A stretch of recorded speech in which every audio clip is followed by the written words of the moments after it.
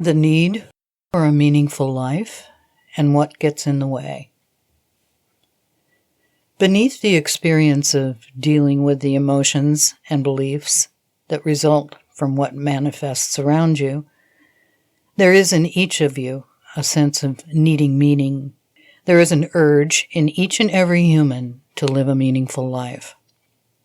In some, this is phrased to be about making difference or in leaving a mark upon the world, or even broadly put, as leaving a legacy. In some, it comes out as an impulse towards serving others, and in others, an impulse to change society for the better in some way. A truth to share with you is that beneath the feelings, thoughts, beliefs, emotional debris, and egoic desires of every person is a powerful urge to be of service in some way to all other beings. Beneath elements of personality within each of you is a vibratory resonance with the fact that you are all the same, and that your true nature is to be loving, which is to say, giving. Many of you search for meaning in the world around you. In fact, many of you spend numerous lifetimes on earth looking for it outside of you. If you have not yet realized the truth of it, I would like to share with you that there is no meaning to be had in the world around you. Meaning can only be generated by you. Living a meaningful life is possible for you only if you choose to create the world around you in intentional ways. Religion and other philosophy-based pursuits occupy a great many of you as you attempt to meet this innate need. Humans can be very clever when putting together images and visions of what life is really about, who your gods are, and what they want, and what is right and wrong. You have been consuming these messages for millennia from others who are sometimes well-meaning and sometimes not so well-meaning. In the time in which you are reading this, you are invited to connect to a direct source of meaning, one not explained to you by another person or a book. You have grown out of many ideas and notions about what is true about life, the world, divinity, and each other that have saturated your many lifetimes on earth. Now you are reaching out to find what is truly and deeply meaningful, and I am here to tell you that it can only be found within you and brought out. It can be created only through your own creation. As you learn the logic of soul and begin to see your past and present circumstances in new ways, you will be able to see all of them as your creation. So, in fact, you are already creating left and right. You are already living out your divine nature as all that is by vibrating an experience of yourself, life, the world, and others into existence. The missing piece for many of you is the part about your creation being meaningful, and if you follow the invitations and challenges I am laying out for you in this text, you will enable yourself to see how to make this happen intentionally so that meaning is in fact created.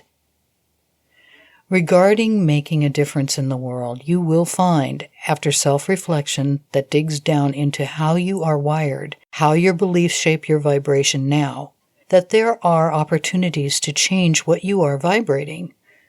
As mentioned briefly above, creating meaning is in creating the world into existence around you with conscious intention. It is in this way that you can participate with awareness in the process of creation, and it is this participation that will bring a sense of meaning into your life.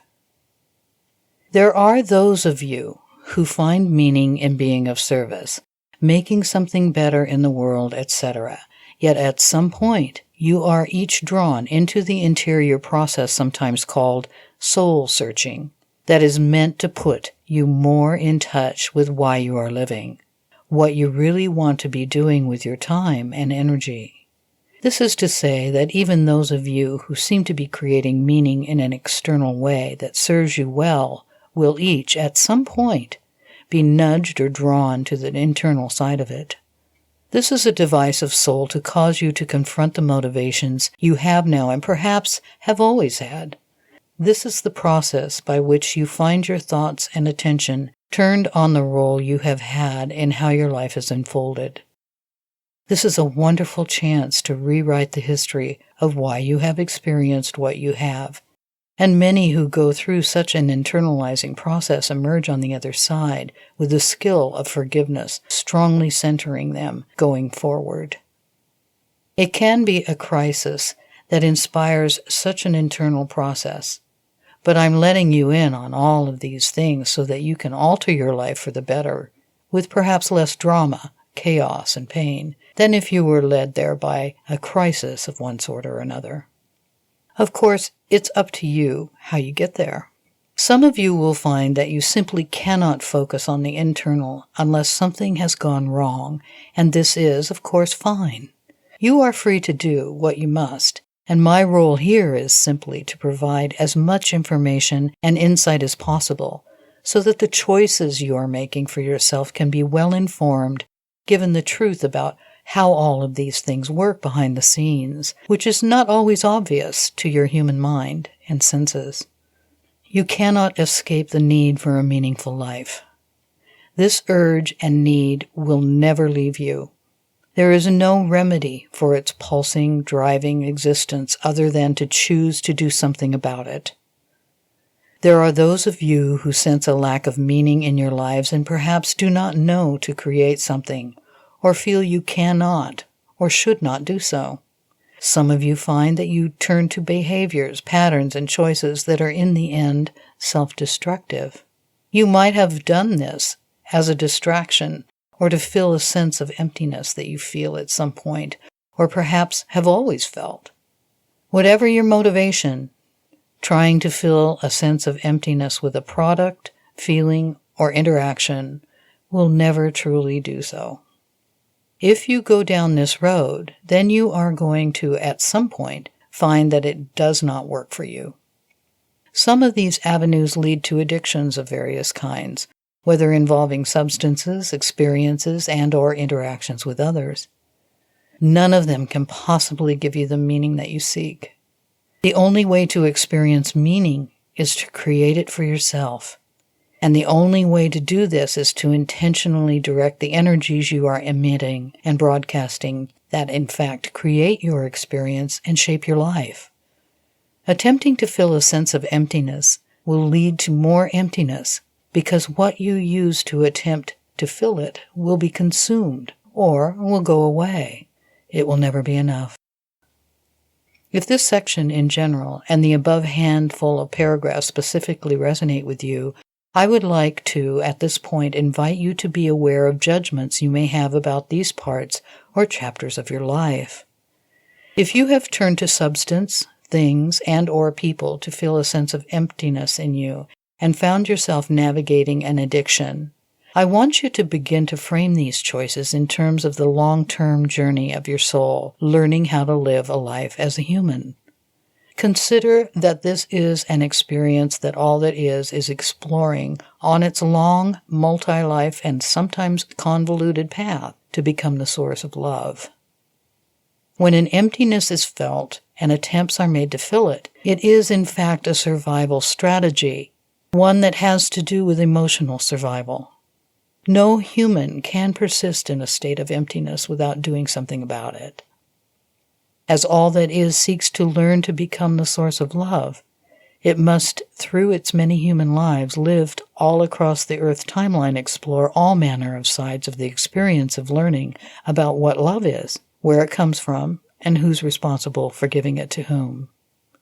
This necessarily includes feeling a distinct lack of love from the world around one and a limit to, or dearth of, the sense of being able to generate love. A sense of not feeling loved and supported can, for many, become chronic. Something is reached out for as a remedy by many when this feeling gets to this stage. An urge to fill the sense of emptiness, the hole within, that is, the feeling of lack of meaning, a lack of support, a lack of love, is being explored by many humans all along the Earth timeline.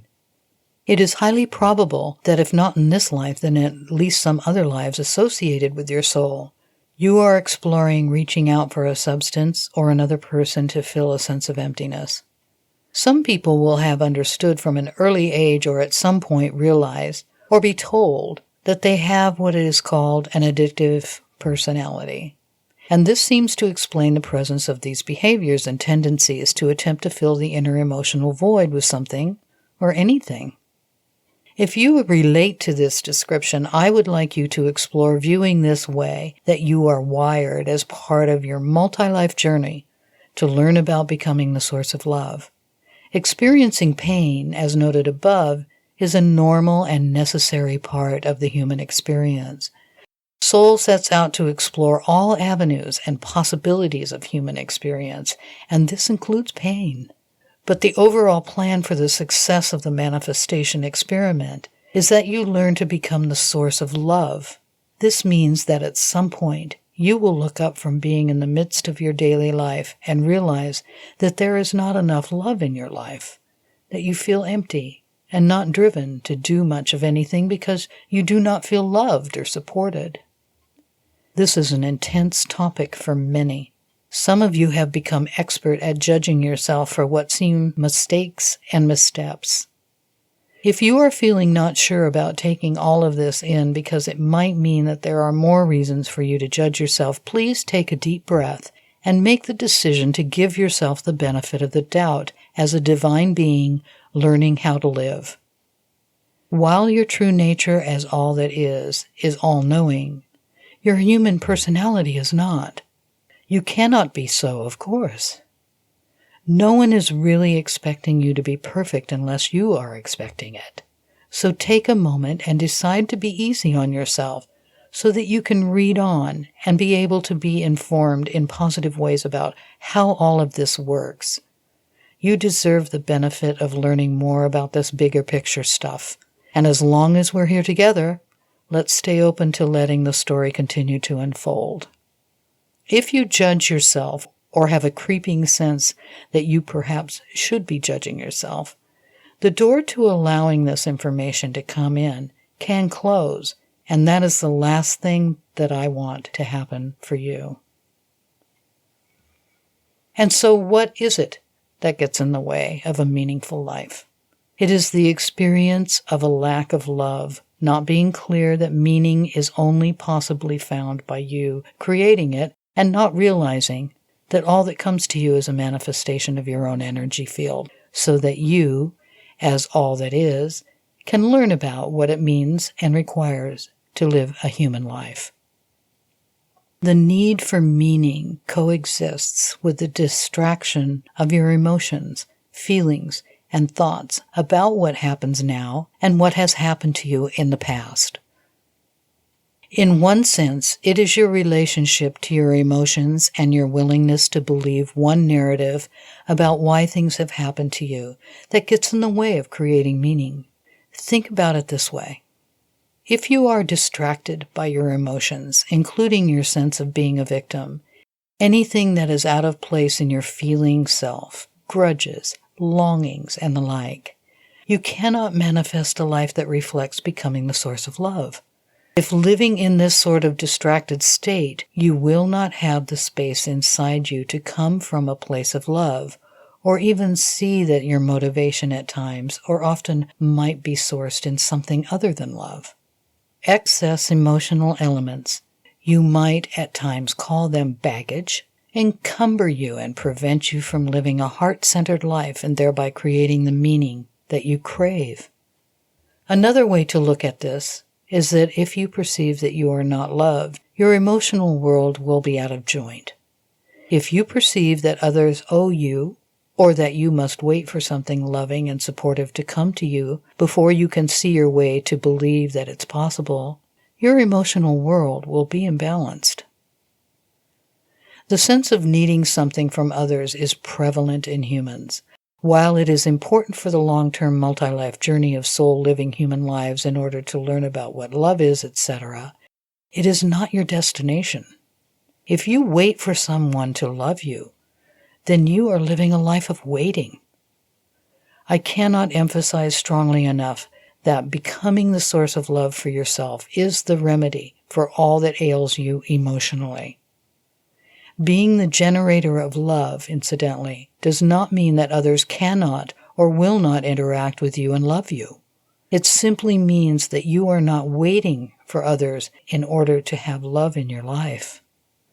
Becoming the source of love for yourself will have you surrounded by more love, in fact, because you are at the stage vibrating lovingly and therefore attracting love to you. Along the way to becoming the source of love, you must love yourself in all the ways that others have not.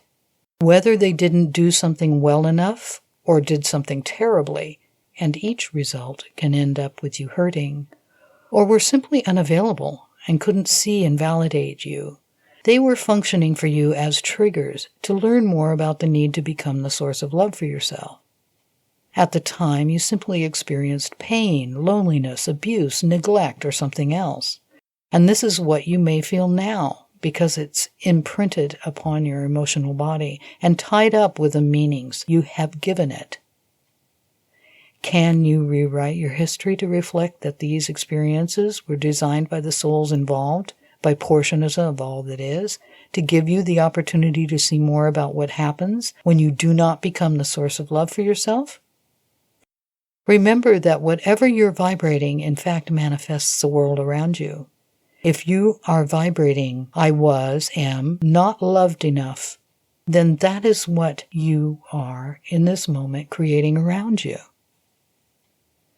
Decide to view all who have not loved you in the right ways enough, or at the right times, in terms of this teaching on soul and its long-term journey to learn about what love is, where it comes from, and who's responsible for giving it to whom. When you make the decision to become the source of love, you will find a strength inside you that has always been aching to come out.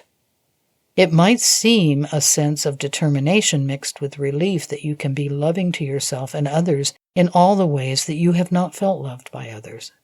Making this choice will free you to begin a process of ending entanglements you may have with others that are based in you, and then trying to get something from each other that, in fact, each party needs to give to the self. Ever wondered why you have so many relationships of various kinds over the course of your human life? It is to provide all involved numerous opportunities to fail to get from others what they perceive they need from others. Through one lens, this is the natural, formal function of all human relationship. How does that idea make you feel? What comes up for you when you read that? To be clear, I do not say this to ruin the idea of relationship for you, but to provide you more information on what is actually happening in your dynamics with others than you usually have. If you feel a little bubble burst at the thought above, then you are experiencing what we might call the death of romance. And this is a very positive thing. If you think that someone else can do something for you and you are trying to get it or waiting for it or asking for it, all of these things, then you are not becoming the source of love. If you are waiting for someone to save you from loneliness, unhappiness, or anything else, including yourself, you are not becoming the source of love. In those cases, you are trying and waiting, and this is not empowering for you as a portion of all that is, learning to become the source of love for yourself. In fact, relationships with others serve to bring elements of yourself out so that you can learn about yourself as a human and as a loving being. Footnote. See the channeled book Approaching Love for a detailed exploration of this topic. End of footnote. Relationships are just one area of life, but they figure prominently as humans learn about what love is, where it comes from, and who's responsible for giving it to whom. Consider that all of your relationships are manifestations of your energy field and, therefore, one category of all the creations you are vibrating into existence in the world around you, in order for your soul to learn about living a human life.